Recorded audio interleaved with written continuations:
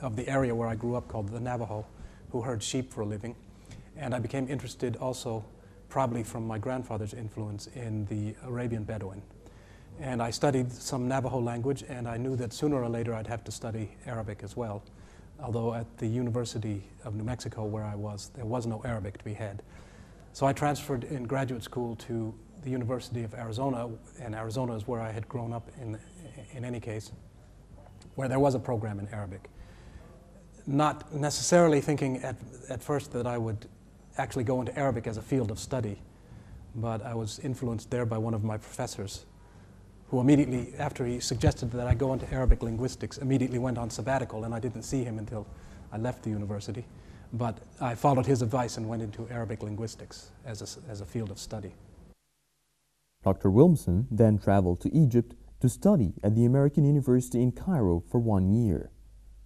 There, he lived in the poor neighborhood of Al-Sayyida Zainab to the astonishment of many of his colleagues.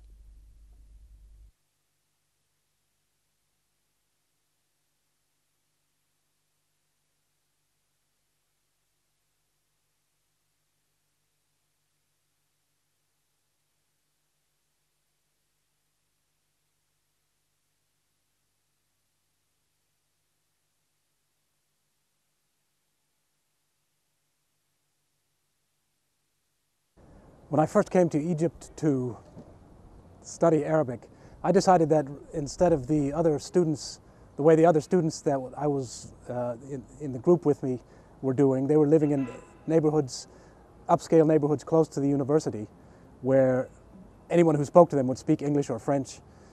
I decided I'd rather live in a neighborhood, a more authentic Egyptian neighborhood, where people also spoke English, but they would rather speak to you in Arabic. And I thought, I came here to learn Arabic and to become fluent in it, and I'd rather live with the common folk of Egypt.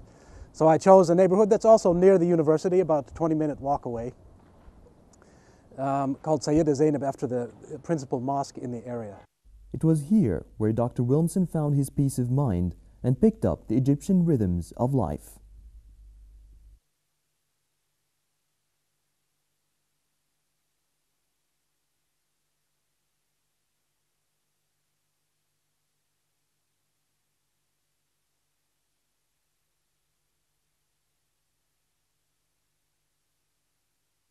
The people of Sayyida Zainab, the neighborhood, are extraordinarily welcoming and open and conversational. They love to engage one in conversation. And the conditions of life, of course, are not the same as I was used to in my home in the United States. The neighborhood is more crowded. The apartments are smaller than one might expect. But I like to pride myself in being adaptable, and I adapted quite easily. And the people there, of course, were there to help me with any trouble that I may have, any trouble at all, really. Not that I didn't have any trouble, but I got to know everyone on the street, and they all knew me, were very welcoming towards me, and it was extraordinarily rewarding to live in the neighborhood for an entire year and to experience the rhythms of daily life and of the flow of the seasons throughout the year, and to experience the customs that people followed while they were living in somewhat of a traditional area in Cairo, and to get to understand the traditions myself and to participate in them. It was extraordinarily rewarding.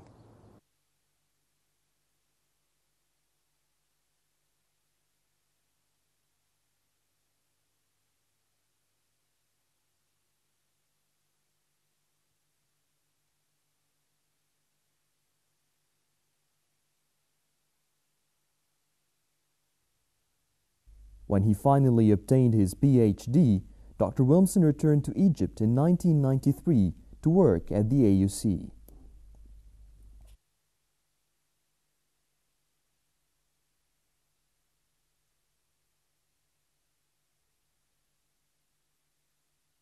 Well, the first time I met Dr. Wilmsen, it was in 1993 when he came to assume his appointment as the director of the Arabic Studies and Translation Division.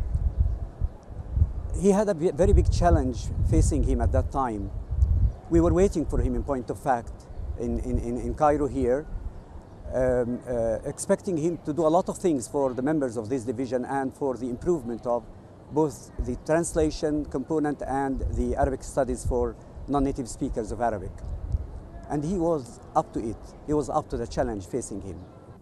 For most of my career here at the American University in Cairo, I was the director of Arabic and Translation Studies, which was right in my field, and it was actually a real pleasure to do that. And that was for the last 12 years, I think. And very recently, I have stepped out of that role and have become an associate dean, which means I'm now responsible for the Department of Translation, Arabic and Translation, and 4 other departments, which is greater responsibility. I still like to put the name Arabic and Translation Studies after my name when I write letters, for instance, because I still feel like I'm part of that department, and occasionally I will be teaching classes in that department, but I'm no longer the director. For an academic who lived in both worlds, Dr. Wilmsen has his own vision of how the Muslim world can overcome the misconceptions in the West.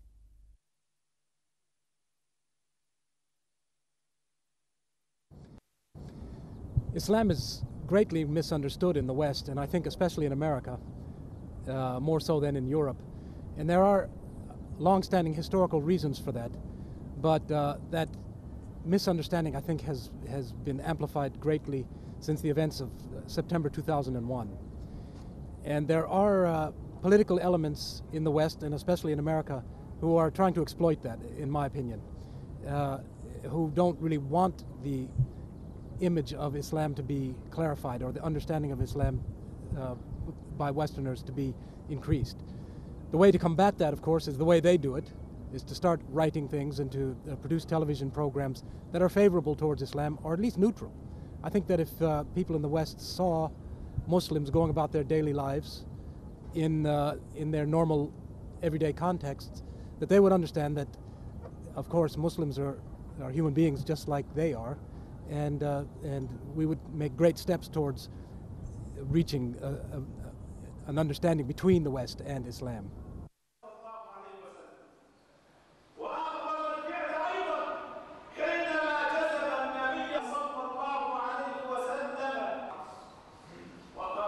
For a stranger who meets him for the first time, his modesty does not obscure his high academic stature. He's a good listener who finds great pleasure in communicating with everybody, from top university professors to laymen. As a keen Muslim, Dr. Wilmsen is punctual in going to mosque for his prayers. It took Dr. Muhammad Mazyad, an Egyptian professor of medicine, a whole year to make up his mind and accept Dr. Wilmsen as husband to his daughter Samar. He had his own reasons for that.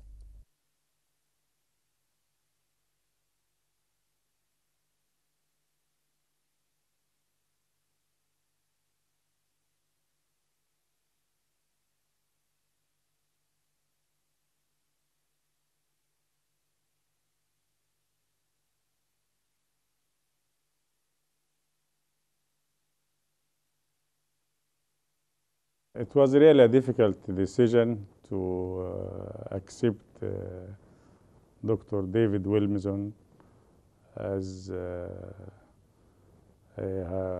husband to my daughter, because it was not easy to be accepted according to our Egyptian tradition in the marriage conditions. And we are descendants of big families from the countryside, and they have all the traditions as Egyptian. And Dr. Abdullah, I called him Abdullah, and I like to nominate him Abdullah, because when he came to ask for the hand of my daughter, it just came to my mind that I will accept you and I will call you Abdullah. And Abdullah to me means Abdullah, and every Muslim is Abdullah. My wife Samar, in fact, is not in Egypt right now. She's doing a PhD in economics in Scotland. And it's actually rather interesting or amusing, because what most Egyptian parents fear if they happen to marry their daughter to a foreign man, is that he will take her and move back to his own country. But I'm the one who stayed, and she's living abroad right now.